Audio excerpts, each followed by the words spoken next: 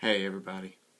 Over the last few days I've been trying to get my thoughts together and try to think about how I wanted to say or what I wanted to say as a counselor and as a pastor that could kind of help through this difficult time that we're all in the middle of. It's one of those times where our hearts go out to everybody who's working very hard to make sure that people are safe, that people are healthy, that people are recovering from the coronavirus, and everybody who's pitching in to do everything that they're doing. And so I wanted to take a second to kind of think through something that's kind of the way that I look at my own life, the way that I work as a counselor, something called a wellness approach to looking at things. And so, from a physical standpoint, it's something that we can do in the middle of everything that's happening is continue to do the things that we do to stay strong, to exercise if we're already exercising. If we are not used to exercising, then start exercising. Start small. Don't try to bite off more than you can chew, but start where you're at and just get active. Even if it's just getting outside and doing something with your kids for 10-15 minutes to start the day, or going for a walk, or taking the stairs where you used to take the elevator, something like that. Making sure that you're eating halfway decent. Making sure that you're trying to get enough sleep to do the things that we need to do. Make sure that you're staying hydrated pretty well. I started doing something and practice it with clients, something called box breathing that helps you to kind of think through breathing in with a count of 4, holding it for a count of 4, and then letting it back out with a count of 4, and then repeating it, starting over again. Something as simple as a stretching routine that you do for 10-15 minutes a day is something that's hugely helpful for you from a physical standpoint. From a mental standpoint, continue to stay informed with good information. Don't look at your social media feed as the gospel truth. Make sure that what you're getting information from is good information. Know that what we know so far is that there's a lot of people who will get sick, but the worst hit are going to be those who are elderly population and those who are somehow immune compromised also. So be on the lookout for those people. Pitch in and help. Do the right thing. Go and help those people. Check on those people. Be the hands and feet that Jesus has called us to be.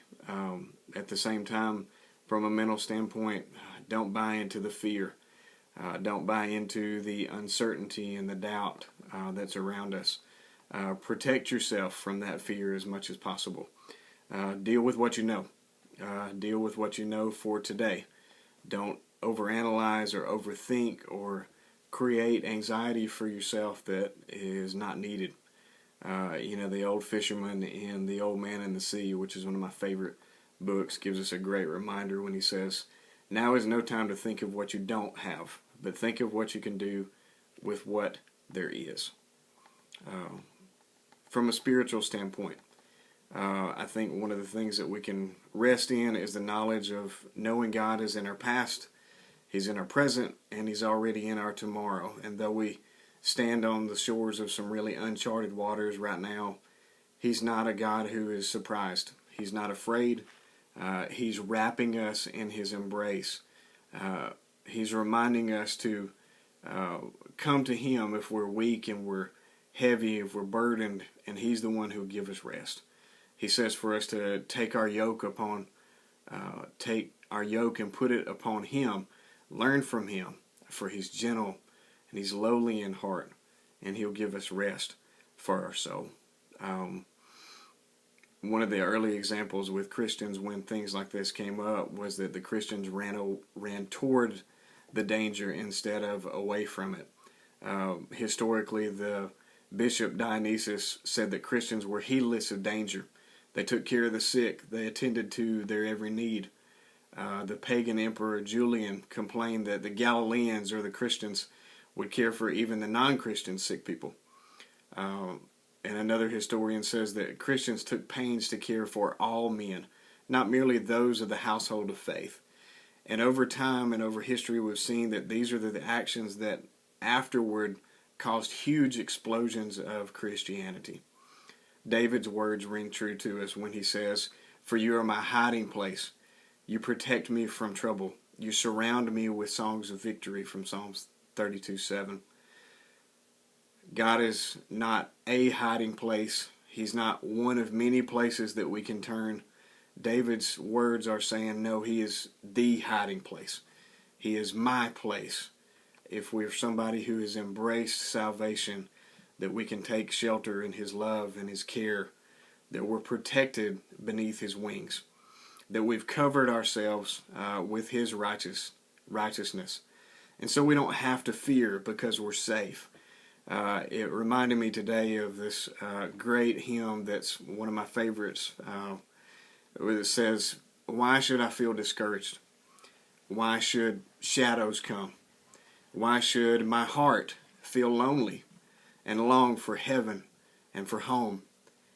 Because when Jesus is my portion, a constant friend is he. His eye is on the sparrow, and I know that he watches me." I think one of the things that I hope happens out of this is that, first of all, we look after our community with compassion. We realize that we're all in this together, that if we take care of each other instead of just taking care of ourselves, then we're all going to get through this. While you feel very isolated sometimes, use your outlets to socialize with other people. This is one of those things that's going to pass, and what I hope that happens when it's left is that we're a people who have found our family, that we found our neighbors, that we found our community stronger and closer knit, and we're ready to have each other's back should anything like this ever happen down the road again. Thanks.